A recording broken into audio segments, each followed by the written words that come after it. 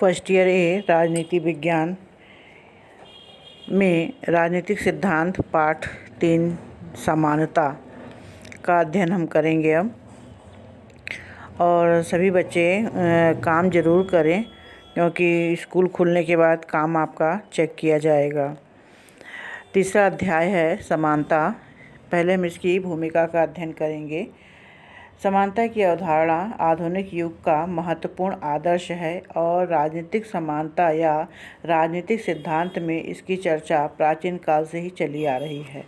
अर्थात आप ये कह सकते हैं कि समानता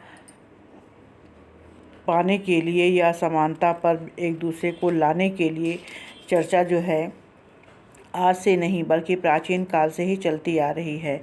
समानता भी स्वतंत्रता की तरह लोकतांत्रिक शासन प्रणाली का मूल आधार ही समानता और स्वतंत्रता में बहुत गहरा संबंध है, क्योंकि जिस तरह से हम स्वतंत्रता की बात करते हैं उसी तरह से समानता की भी बात करते हैं। इसलिए इन दोनों में बहुत गहरा संबंध पाया जाता है। एक के बिना दूसरे की कल्पना नहीं की जा सकती है। असमानता स्वतंत्रता के उद्देश्य की प्राप्ति के लिए सबसे बड़ी रुकावट है और समानता के बिना कोई भी व्यक्ति अपना भौतिक और बौद्धिक विकास नहीं कर सकता। स्वतंत्रता की तरह समानता की प्राप्ति के लिए वर्षों से मनुष्य संघर्ष करता चला आ रहा है और समानता को एक मूल्य के रूप में भी संविधान में दर्ज किया गया है। मतलब समानता जो है हमारे लिए एक मूल्यवान वस्तु मानी गई है, वस्तु के समान ही मानी गई है। समानता की अवधारणा पर प्रकाश डालते हुए निम्न बातों को जानने का प्रयास हम करेंगे कि समानता क्या है, हमें इस नैतिक और राजनैतिक आदर्श के बारे में क्यों सोचना चाहिए। समानता का अर्थ व्यक्ति से हर स्थिति में एक समान बर्ताव करना है। हम समानता की राजनीतिक और राजनीतिक आयामों या ये कह लीजिए सामाजिक आयामों की अलग अलग चर्चा कर सकते हैं या अलग अलग तरीके से उसे समझ सकते हैं। समानता महत्वपूर्ण क्यों है? समानता एक शक्तिशाली नैतिक और राजनीतिक आदर्श के रूप में कई शताब्दियों से मानव समाज को प्रेरित और निर्देशित करता चला आ रहा है। मतलब हम एक दूसरे की समानता पाने के लिए या बराबरी करने के लिए सदियों से संघर्ष करते चले आ रहे हैं। समानता की इस बात सभी अवस्थाओं में धर्म और मानव जीवन के सभी पहलुओं में समाविष्ट है। मतलब समानता की अगर हम बात करें तो ये हर धर्म में, हर पहलू में, हर क्षेत्र में क्या है, सम्मिलित है। मतलब हर जगह लोग समानता की बात करते हैं। हर धर्म ईश्वर की रचना के रूप में मनुष्य के समान महत्व की घोषणा करता है।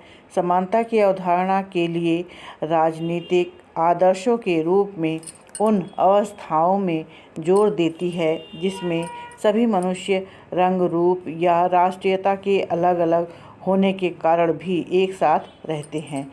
मतलब विविधता होने के बावजूद भी सब एक साथ रहते हैं।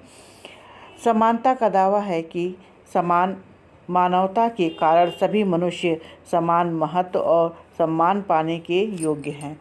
तो संविधान में इसी बात का उल्लेख भी किया गया है अनुच्छेद 17 में कि प्रत्येक व्यक्ति जो है या प्रत्येक नागरिक जो है हर अवस्था में क्या है, समान है। और समानता इसीलिए हमारे लिए क्या बन जाती है, महत्वपूर्ण बन जाती है। अगला पॉइंट है समानता का अर्थ और उसकी परिभाषा।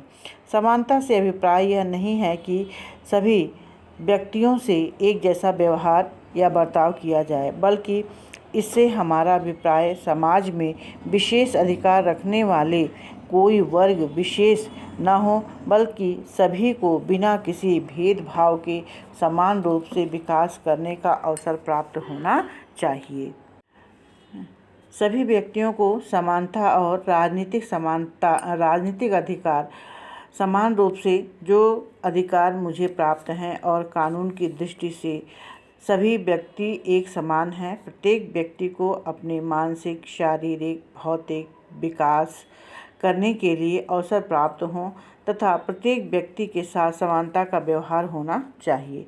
मतलब समाज में हर व्यक्ति दूसरे व्यक्ति के समान है, चाहे वो मानसिक रूप से हो, चाहे शारीरिक रूप से हो, चाहे भौतिक रूप से हो।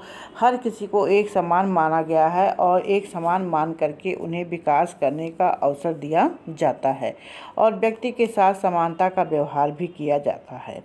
समानता के अर्थ को स्पष्ट करते हुए प्रोफेसर लास्की ने कहा है कि नागरिक होने के कारण जो अधिकार दूसरे व्यक्तियों को प्राप्त हों, उसी रूप में और उस स्तर तक अधिकार मुझे भी मिलने चाहिए।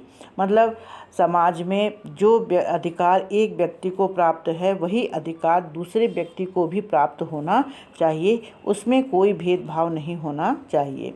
इसी के संबंध में प्रोफेसर वारकर ने भी कहा है कि समानता के सिद्धांत का अर्थ है कि अधिकारों के रूप में जो सुविधाएं मुझे प्राप्त हैं और वही सुविधाएं उसी समाज में दूसरों को भी प्राप्त हों और जो अधिकार दूसरों को दिए गए हैं वह मुझे भी मिलने चाहिए। मतलब इसका अर्थ यही है कि समाज में धर्म और जाति के नाम पर अलग अलग अधिकार नहीं होने चाहिए, बल्कि जो अधिकार एक व्यक्ति के पास है वही अधिकार दूसरे व्यक्ति के पास भी होने चाहिए। लास्की ने इस संबंध में और भी कुछ कहा है कि समानता का पहला अर्थ विशेषाधिकारों का अभाव है और इसका दूसरा अर्थ सभी व्यक्तियों को विकास करने के योग्य अवसर प्राप्त हों।